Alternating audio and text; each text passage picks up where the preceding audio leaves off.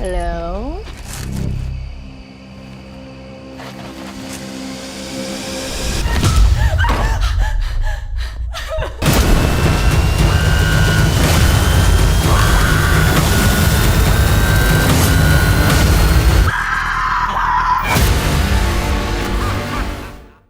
VHS Halloween. So, unfortunately, Good Boy barely had any showings in my area at all this week, so I'm going to have to try again later and hopefully find a time that actually works. In the meantime, though, I did notice the latest franchise entry to VHS dropped onto Shudder. A lot of people are already talking about it, it's getting great reviews, so I decided to give it a watch and throw in my own 2 cents. I am a big fan of the VHS franchise, and after the previous entry, VHS Beyond, left me wanting a bit more, I was curious what the follow-up would be. And lo and behold, I discovered a decent enough entry with some fantastic practical effects, but also some drama, disappointments, and some uncomfortable moments. But does that make the movie itself good? Really quick, I do also want to advertise that I actually did an interview with one of the creature performers from VHS Beyond's first segment, Alan Maxon. It's a really cool dive into indie filmmaking and creature acting and suits, so go check that out if you haven't, you won't regret it. He's really cool and we talked for an hour. As for VHS Halloween, I had an overall decent enough time. As is the case with anthology films, there are definitely some segments that are stronger than others, and with this being the 8th movie in the franchise, it's interesting to see where the creativity goes. Yeah, this is the 8th movie. They started doing it one new one every year, so here we go. As has been standard with the film since VHS 94, these segments all follow a theme, being based around Halloween. Beyond was about aliens, 94 took place in the year 94, you get it. It's definitely the most on-the-nose version that it could possibly be with Halloween, but for once all of the segments actually tie into that theme. Usually there's maybe 1 or 2 that don't properly align themselves with it, like Beyond had 2 that had nothing to do with aliens at all, for example, but here all 6 stories include the holiday as a pivotal plot detail in some facet or another. So let's get into it. What is this movie even about? Since this is an anthology film, I will be breaking it down segment by segment and giving my thoughts as we go, so a little different than my usual reviews. No spoilers, of course. Okay, here we go. Starting off, we have the wraparound segment titled Diet Phantasma. A wraparound segment, for those that don't know, is a story that splits up the other segments. It's like a commercial break or a bumper in between shows, but with a narrative behind it. Most VHS films have something like that, but these most recent ones have kind of dropped the ball with their quality or have just declined to have one at all, which I've never really liked. I always felt like the wraparound can make or break a film, and they used to be done really well with the early VHS films. Here, it's another disappointment, sadly. Instead of incorporating the stories naturally, Diet Phantasma acts like it was intentionally split up between the segments, like it was designed that way. Its story follows a soda manufacturing company that is testing a new flavor made from actual ghosts and poltergeists with gory and wild results. Each bumper in between the segments is another test group trying a new version of the soda. While it sounds decent on paper and it does have some excellent practical effects and some comedic timing here or there, the story itself is just a little flat and it just doesn't really work well as the wraparound. There is a segment here that I do think could make a better wraparound if it was edited a little bit more, but I'll get into that. Diet Phantasma was written and directed by Brian M. Ferguson in his technical directorial debut. He's only done shorts and music videos, and I think this was a solid enough start for him, but it just didn't have too much going for it. The story is light, meant to be a joke, but it also doesn't make much sense. They're bottling ghosts to sell as drinks, and why would they expect people to buy that? It's a joke. I get it. I'm probably reading too much into it, but I just don't think it works very well. Ultimately, I think this segment is just okay. Not great, just okay. There's just not much going for it outside of the practical effects, which are good, but still. This segment gets a 5 out of 10 from me. Is that what I'm doing here? Yeah, I'm gonna rate every segment as we go. For our first proper story, we have Coochie Coochie Coo, directed by Anna Zlakovic. And what a strong start this one is. It takes a few minutes to really get going with it, but then you immediately see some amazing production quality. This segment follows 2 teenage girls on their last night of trick-or-treating, decide to just go crazy while dressed up as babies to cause some havoc. When they discover a strange baby-themed haunted house, they are very quickly trapped inside and have to figure a way out. This segment has everything: a tense atmosphere, disturbing visuals, excellent practical effects, and some truly amazing set design. This place looks disgusting, and it's just a complete nightmare for any germaphobe, and it is every room just a mess. It's wild. The monster here is also very unique and gross, and it's just a really solid time and a great start. I really like the designs of everything that went into here. Unfortunately though, this is also the segment that has some negative press behind it. In one scene, the girls discover a picture that is very, very obviously AI generated, and for the life of me, I cannot figure out why. The rest of the short is really great, extremely solid with the production quality and everything else, so why is there a random AI image usage? Why is this here? Could they not dress one of the actors up as the character in the picture? What's going on here? Maybe it was done in post for some reason to save time, but that one detail, it's just so disheartening to see. I hope it doesn't appear again in any other future installment or segment. AI has no place here at all, but other than that, this is still extremely solid. So this segment gets an 8 out of 10 from me. Next proper segment we get is titled Ut Supra Sic Infra and is another solid story to dive into. This one was actually directed by Paco Plaza, who is best known for co-creating and directing the Spanish Rec series. You know, the found footage zombie film that inspired the Quarantine movies. That's really cool, really interesting to see him do something new with this. And of course, that means that this is the movie's foreign language segment. Again, for those that don't know, most VHS films have at least one segment taking place somewhere outside of the US, which I always adore. I'm a sucker for foreign horror, okay? Anyway, this segment follows a lone survivor of a brutal Halloween party massacre. When the police take him back to the scene of the crime to reenact the events, which is something that happens in that country, it's actually really cool, only to discover that they probably did not actually want to know what really happened. I love this segment. I think it's wildly creative, and the way the reenactment is interspersed with footage from the party to kind of explain what's going on is so smart and so interesting. The ending is genuinely surprising and gruesome, and personally, I think this should have been the wraparound. We could get the reenactment, but then cut away to these other stories because, I don't know, maybe the police found strange videotapes in the massacre site. That's a couple of the other wraparound stories in the early VHS movies, so why not? So each story would be a tape found at this murder site, and then we get more and more details about the massacre, maybe a bit more about it is explained and it's able to expand a little bit. My only gripe with this segment is that it is relatively short and is never explained whatsoever. It really left me wanting more. I wanted to see everything about this location, this massacre, what was going on, why things were happening. No spoilers, but we just don't get it. But otherwise, I think this is one of the best segments in this movie, so this one gets a 9 out of 10 from me. It's really good. That leads me into the fourth story, and frankly, it is the worst for me. Ugh, Fun Size. Ugh, which is about a group of adults who decide to go trick-or-treating and find a strange bowl of candy, and then get themselves trapped in a warehouse by said strange candy's mascot, I think. I really dislike this short. It took me way too long to realize it was a joke for one, and the writing and the acting is just atrocious. Even if it's trying to be intentionally funny, it's so awkward and it just isn't performed very well. For example, there's an ongoing gag where one guy is constantly calling a girl fiance in place of her name because they're fiancés, and then there's this added plot where she doesn't actually want to get married but doesn't tell him, but every time he's like, come on fiance, we gotta go fiance. It's a mess. I don't like it.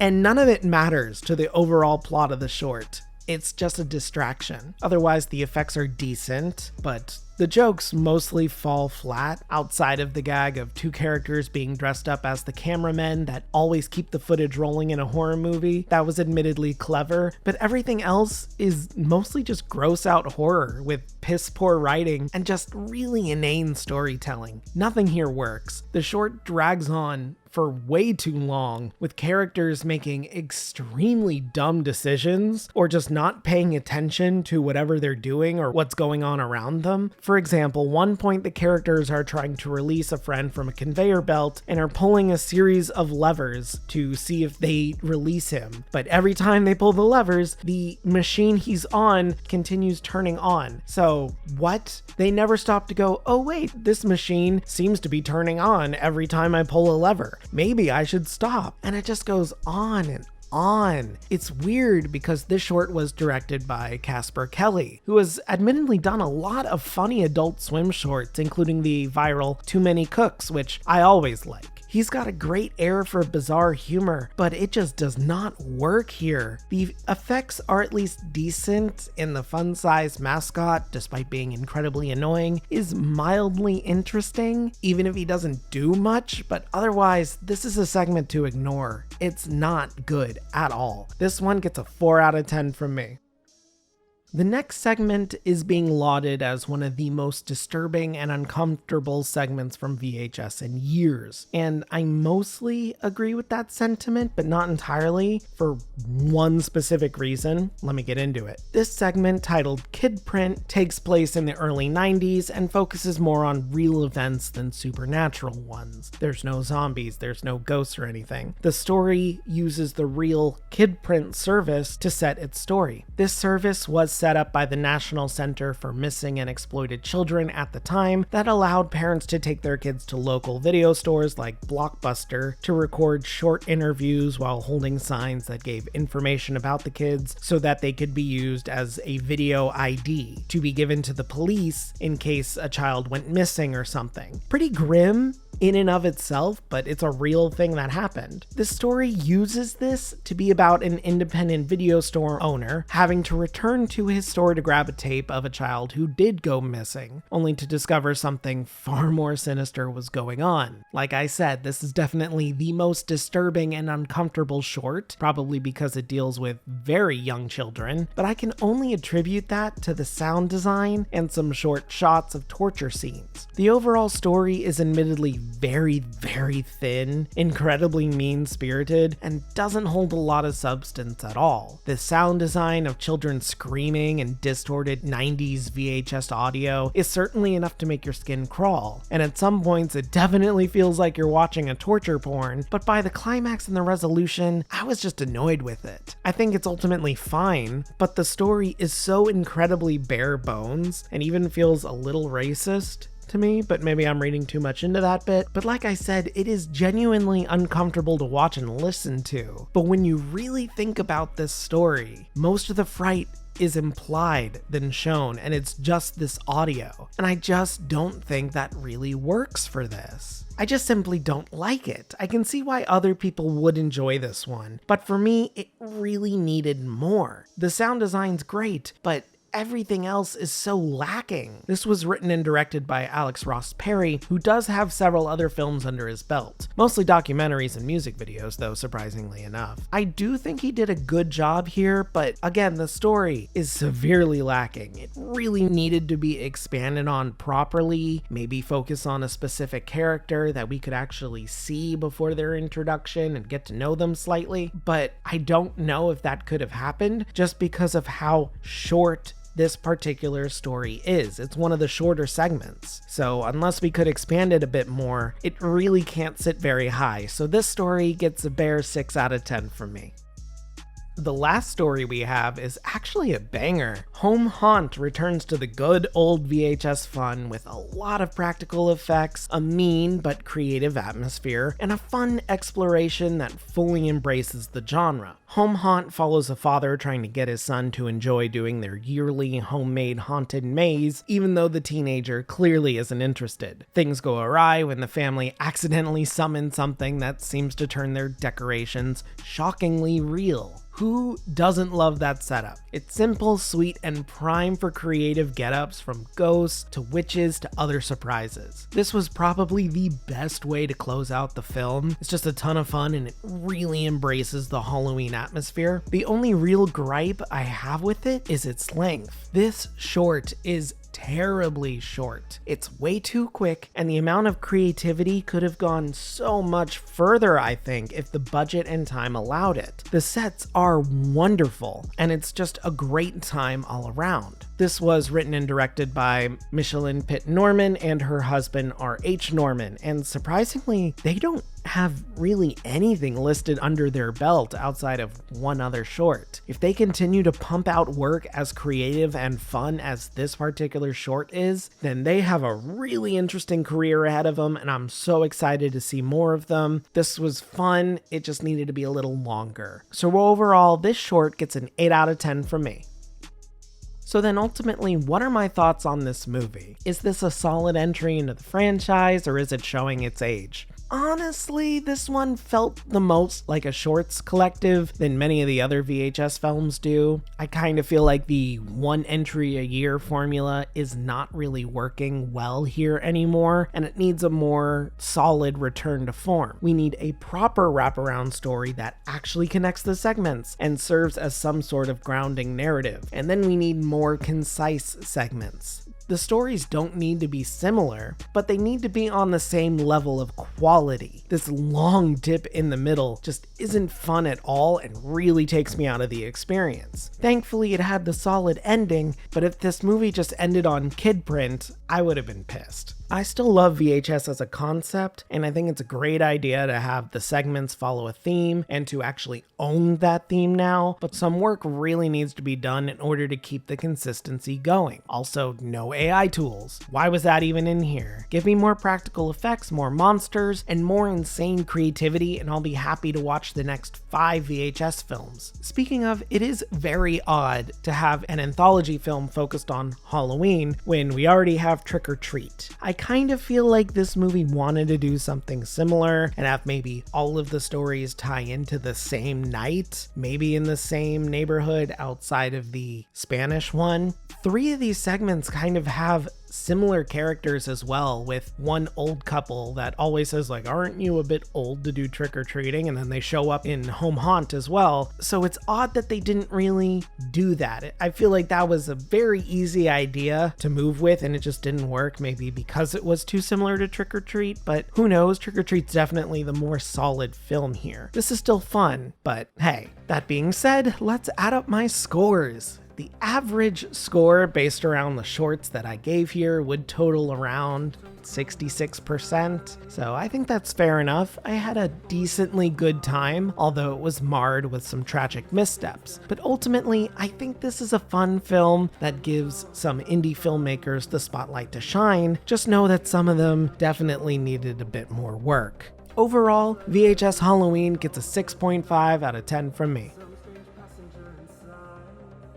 Hey guys, thanks for sticking around for another one. Yeah, this is a little different than my usual reviews, but it's a different film than what I usually watch. I don't see many anthology films. They're a lot of fun, and I have reviewed the other VHS movies, so be sure to check those out. Again, check out my interview with Alan Maxon, some really interesting stuff in there, and just about indie filmmaking in general, and stories, and budgeting, and costumes, and everything. There's just so much going on, and it's so much fun. I still have a bunch of projects in the works here as well that I hope to share with you guys as soon as I can actually have time to shoot them and edit them and everything. But other than that, I do want to see Good Boy. I'm a little annoyed I didn't see it this weekend, but hey, it's gonna be on Shudder eventually, so I'm not too worried about it. It's just strange that it didn't have many showings where I am. I kind of figured it's a brand new thing. It'd have some good stuff, maybe. Next week is Tron Ares, and that's getting terrible reviews. I'm not very interested in that anyway, so who knows? What did you guys think of VHS Halloween? What was your favorite segment? Let me know in the comments below. After that, don't forget to like this video, subscribe, ring that bell so you don't miss a video, and yeah, that's it. Have a great day, and if you're not, have a better one. See ya.